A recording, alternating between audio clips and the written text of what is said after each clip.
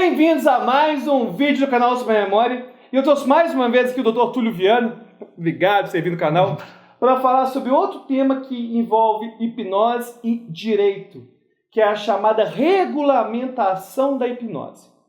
Bom, Túlio, eu queria tirar uma dúvida que todo mundo tem, que é a seguinte: o pessoal que pratica hipnose na clínica e não é psicólogo, eles vão ser certamente processados, eles estão cometendo um crime. O que você falar sobre isso? Não, porque a hipnose não é regulamentada. E se ela não é regulamentada, o que não é proibido é permitido.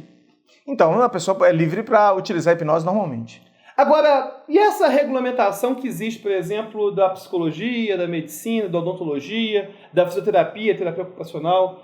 Como que funciona para o público leigo, enfim? Pois é, cada conselho é responsável pelos profissionais da sua área. Então, o Conselho Regional de Psicologia, ele vai velar pelos psicólogos, né? E eles realmente vão ter que seguir as normas do conselho. Então o conselho pode estabelecer, por exemplo, que, como de fato faz, que o psicólogo não possa fazer hipnose de rua, por exemplo, de palco. Né? Agora, essa norma do conselho vale para os psicólogos registrados lá, ela não vale para as outras pessoas. Então, se uma pessoa que não tem nada a ver com a psicologia, com o conselho, ela resolve então fazer hipnose de palco, ela não tem, ela é livre para fazer.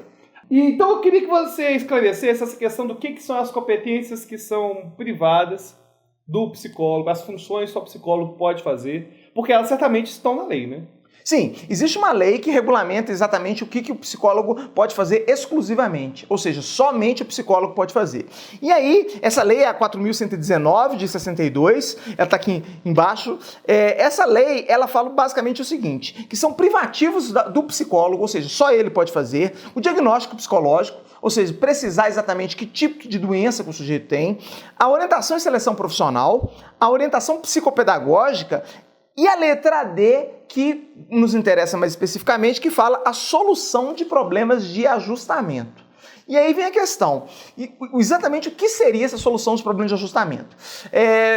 Nós não temos uma jurisprudência, nós não temos decisões de tribunais estabelecendo exatamente o que seja isso. O que nós podemos fazer é especular sobre como os tribunais decidiriam ou interpretariam essa norma.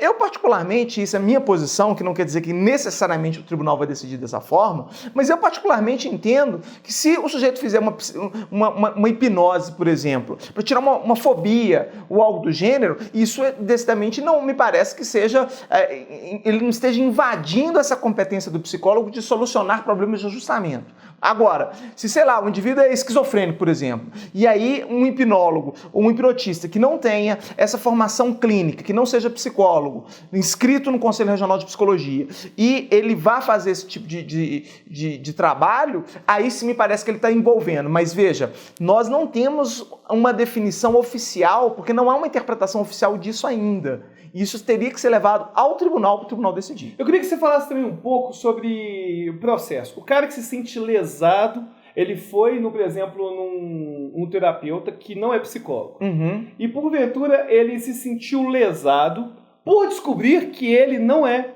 psicólogo. Uhum. Ele pode fazer mover uma ação, ele pode, enfim, o que pode surgir daí? Bom, aí depende de como que ele se apresentou. Porque uma coisa é ele se apresentar como psicólogo sem ser. E aí sim, ele pode, inclusive, existe o crime de exercício ilegal de profissão. E aí ele pode, eventualmente, ser processado por esse crime. Se ele se apresentou como psicólogo, aí sim. Agora, se desde o início ele falou, olha, eu não sou psicólogo, tá? Eu trabalho com hipnose, exclusivamente com hipnose. Aí, evidentemente, não há falar em crime de exercício regulado de profissão, porque ele em momento algum se apresentou como psicólogo. Agora, eu queria que você falasse também sobre um crime que é bastante complicado, que é o tal do curandeirismo. Uhum. Porque uma vertente da hipnose e do mesmerismo começa a usar o atendimento clínico para tratar não das questões psicológicas decorrentes das doenças, mas das doenças propriamente ditas. Sim. Então, por exemplo, aí a pessoa tem, sei lá, uma fibromialgia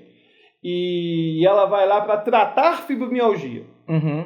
O que para mim seria diferente de eu ir num hipnólogo para me ajudar a controlar a dor da fibromialgia. Sim. Ou então alguém que tem câncer e num hipnólogo para curar o câncer. Sim. Então eu queria que você falasse essa questão de usar a hipnose como controle e o que seria o curandeirismo.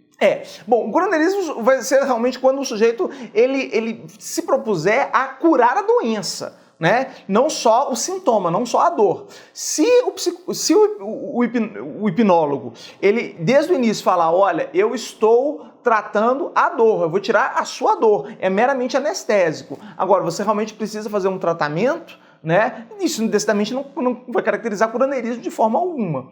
Agora, se ele falar, olha, vou te curar de uma doença, e ele tirar a dor e a pessoa achar que ela está curada e não se tratar por conta daquilo e eventualmente sofrer um prejuízo maior, aí sim pode caracterizar um curanderismo, sim. Inclusive questão de tirar a dor, né? Que dor é um sintoma. A pessoa Sim. pode ter um problema de hérnia, pode ser uma questão complicada. E pode inclusive se complicar, porque você tira a dor, ela acha que sarou e aí não se trata, não se preocupa mais com aquilo e ela pode piorar bastante, inclusive. Inclusive, contar uma experiência que eu tive atendendo uma menina de fibromialgia, que ela veio para mim e disse que ela tinha uma fibromialgia que foi nos médicos, não deu nada em nada de exame. Uhum. Os exames diziam tecnicamente que ela não tinha nada, mas ela tinha um sintoma de fibromialgia.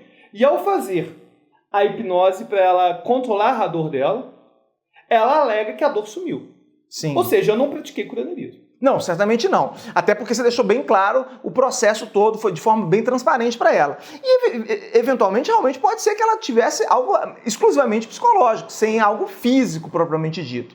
E aí, se você realmente tirou isso para sempre, ótimo, melhor ainda. Agora, o grande importante aqui é você deixar isso claro desde o início, de forma bastante transparente para a pessoa, o que é que você está fazendo, né? Para ela não se sentir enganada. Eu acho que essa é a lógica. É muito claro, mais como você vende, né, o produto. Sim, e eventualmente, se vocês quiserem ter uma segurança jurídica maior, vocês podem inclusive fazer isso num papel, num documento, e pedir um visto da pessoa, uma data e um visto, simplesmente vocês esclarecendo no papel exatamente do que se trata. É bom, né, a gente se resguardar. E outra coisa também que eu acho interessante se resguardar é que existe um fenômeno na clínica, que eu queria prestar a sua opinião, que é o seguinte, chamado transferência. Uhum. Às vezes o sujeito se apaixona pela terapeuta e a menina se apaixona pelo terapeuta, enfim.